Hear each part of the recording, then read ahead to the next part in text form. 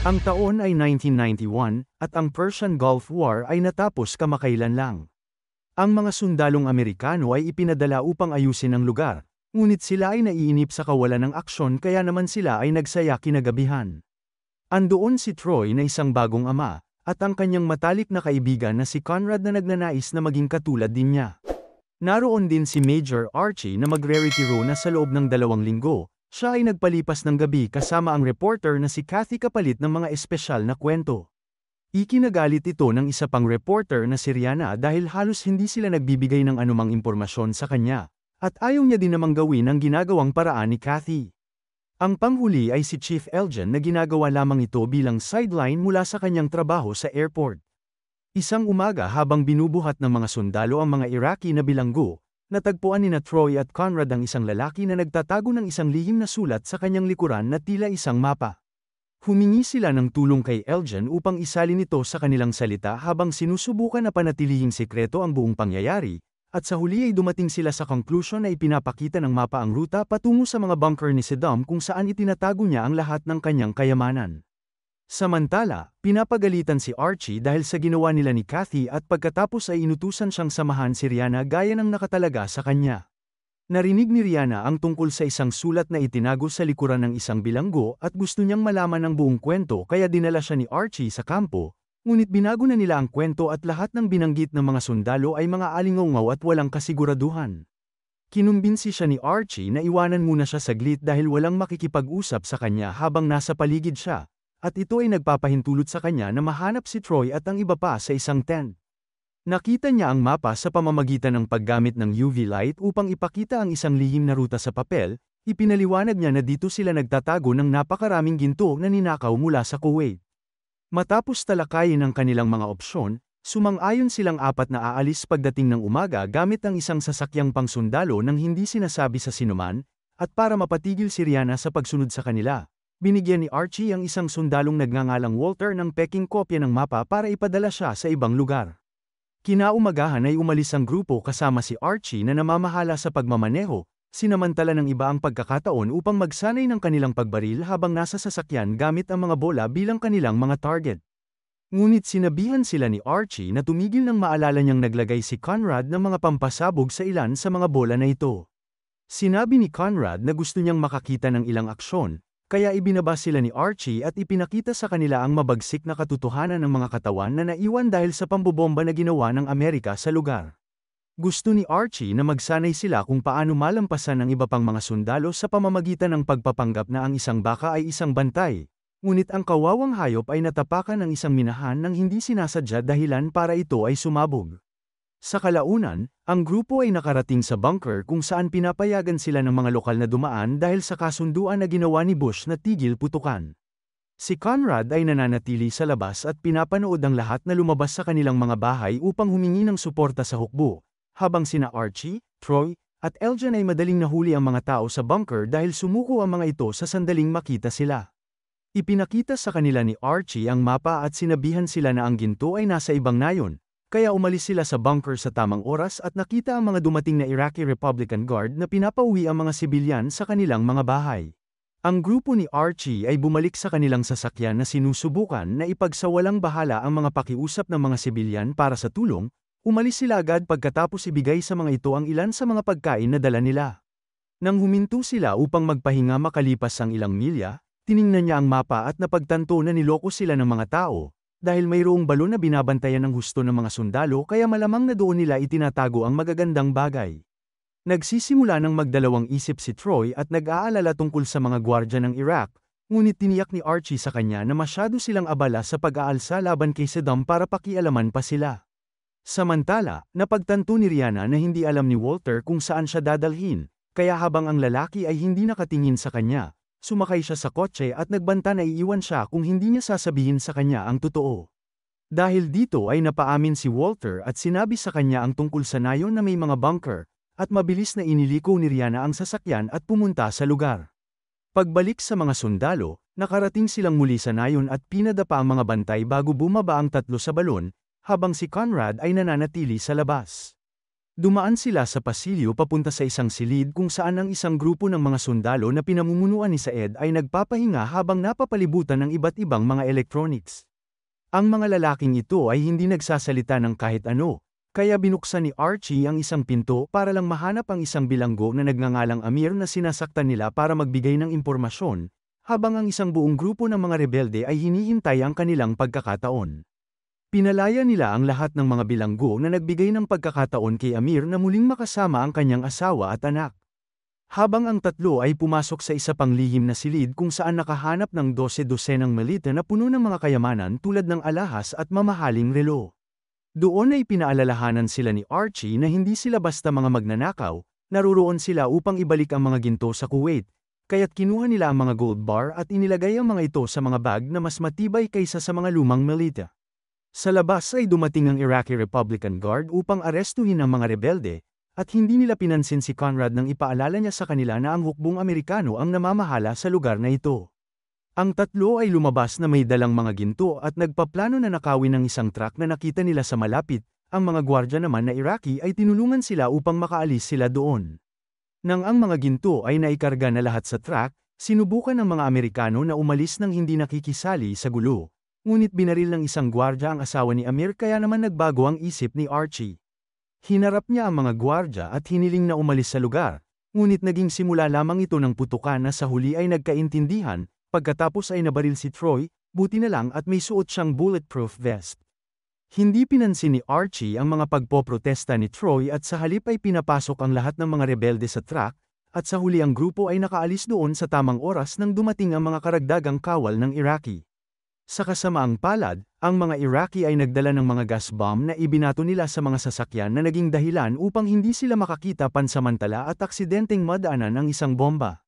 Nahiwalay si Troy sa grupo nang sinubukan niyang pigilan ng dalawang bata sa pagtapak sa higit pang mga minahan, at sa huli ay nahuli sila ng Iraqi Guard. Ang iba ay iniligtas ng isang grupo ng mga rebelde na nagtatago sa isang underground na bunker sa lugar. Ang mga rebeldeng ito ay nagawa ring makuha ang mga ginto. Gusto ni Conrad na hanapin si Troy kaya kinailangan siyang pigilan ni Elgin bago pa siya makagawa ng isang kalokohan, na uwi sa suntukan ng dalawa bago sila dinala sa isang kanlungan. Pagbalik sa nayon ay sinubukan ng mga rebelde na magnakaw ng tangke, at ginamit ni Troy ang oras na ito upang subukang makatakas. Ngunit nakalulungkot dahil nahuli siyang muli at kinaladkad papunta sa bunker kung saan siya ikinulong, doon ay binigyan siya ng mga bagong damit upang maiwasan na magmukhang isang sundalong Amerikano. Sa silid na yun ay nakahanap si Troy ng isang bungkus ng mga telepono, kaya sinubukan niya ang mga ito hanggang sa makahanap siya ng isang gumagana. Una ay tumawag siya sa emergency line, ngunit hindi siya pinaniwalaan at binabaan siya ng operator. Sumunod ay tinawagan niya ang kanyang asawa at pagkatapos niyang kamustahin ito at ang kanyang sanggol, hiniling niya sa kanya na tawagan ang kampo ng Amerikano at sabihin sa kanila kung nasaan siya. Sa labas ay dumating si Rihanna upang ibalita ang nangyayari, ngunit kinuha ng mga gwardya ang uniforme ni Walter at pinaalis sila sa pamamagitan ng pagbabanta. Sa kampo ng mga Amerikano, nakita ni Colonel Horn ang kanyang mga sundalo na nagbibigay pa rin ng mga panayam kay Kathy kaya pinigilan na niya sila bago pa lumala ang mga bagay. Iniisip niya kung alam ba ni Kathy kung nasaan si Archie, na nag-udyok sa iba pang mga sundalo na aminin na si Archie at ang tatlong iba pang mga lalaki ay umalis na dala ang mapa. Pinapunta ni Horn ang lahat sa lugar na nasa mapa at nagpadala ng radyo upang mahanap sila. Pagbalik sa hideout ay nililinis ng mga rebelde ang mga sugat ni na Conrad at Archie, at sa parehong oras ay humingi ng paumanhin si Conrad kay Elgin dahil sa pananakit sa kanya. Pagkatapos ay tiningnan nila ang mga bag at napansin nilang nawawala ang iba, ngunit napakarami na ng mga ginto na hawak nila na magpapayaman sa kanila habang buhay.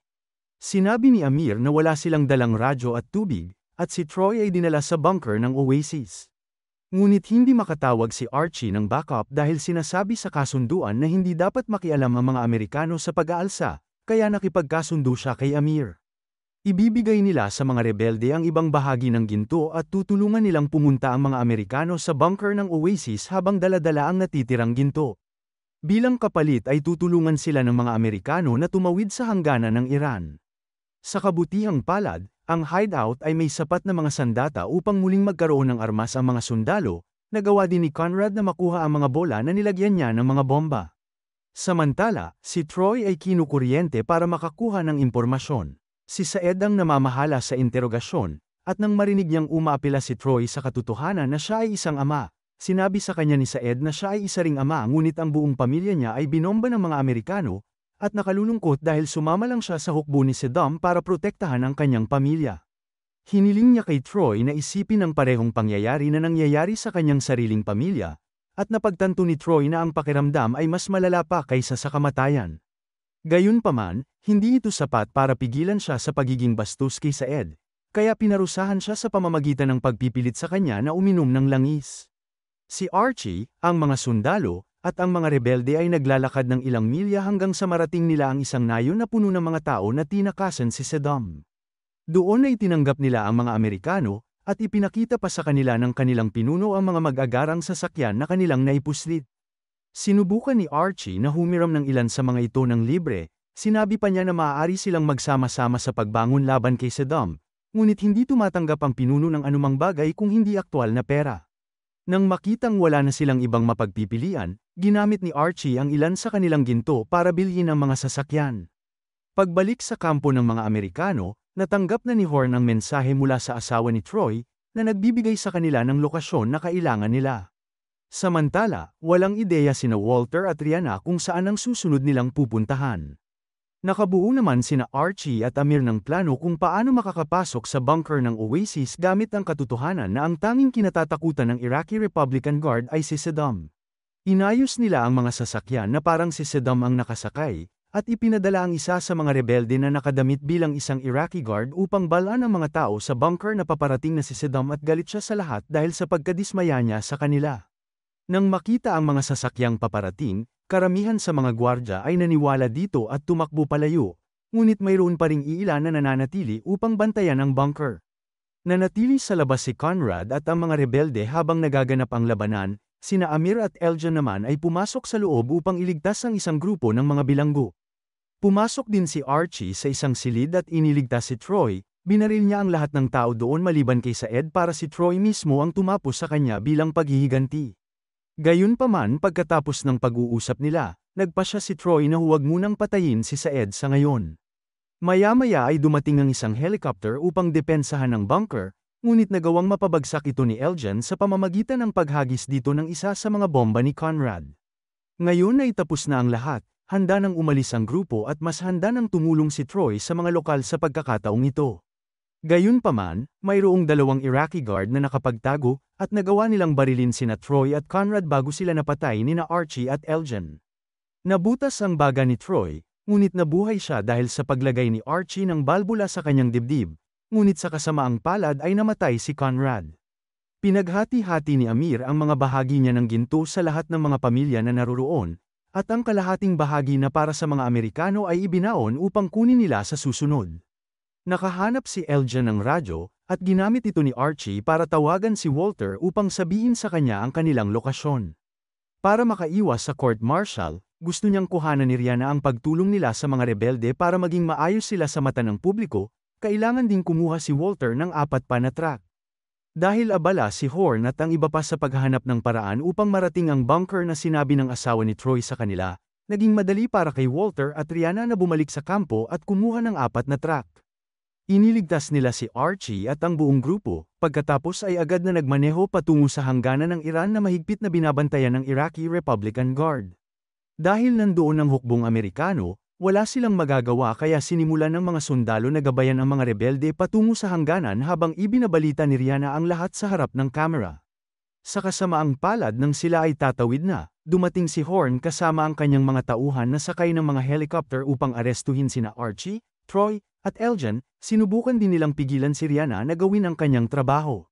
Nagbibigay ito ng pagkakataon sa mga gwardya ng Iraq na mahuli ang mga rebelde, kaya nagpasya si Archie na gumawa ng kaunting sakripisyo matapos makakuha ng pag-aproba mula kay Troy at Eljan. Sinabi niya kay Horn ang tungkol sa nakabaon na ginto at ipinakita sa kanya ang isang bar mula sa isang bag na nabitiwan ng isa sa mga rebelde upang patunayan ito. Binanggit ni Archie na ito ay isang kasunduan na ginawa sa mga rebelde, na naging sanhi ng pag-utos ni Horn sa kanyang mga tauhan na palayain ang grupo at tulungan silang tumawid sa hangganan. Matapos sabihin ni Archie, Troy, at Eljan kay Horn kung nasaan ang ginto, inaresto pa rin sila dahil sa paglabag sa kasunduan. Gayunpaman ay tama ang hula ni Archie, salamat sa ulat ni Rihanna dahil pinalaya sila ng may karangalan. Sa pagtatapos ng kwento ay iniwan ni Eljan ang kanyang trabaho sa airport upang makatrabaho si Archie, na naging isang military advisor para sa Hollywood. Habang si Troy ay nagpapatakbo na ngayon ng kanyang sariling kumpanya ng carpet at may pangalawa ng anak.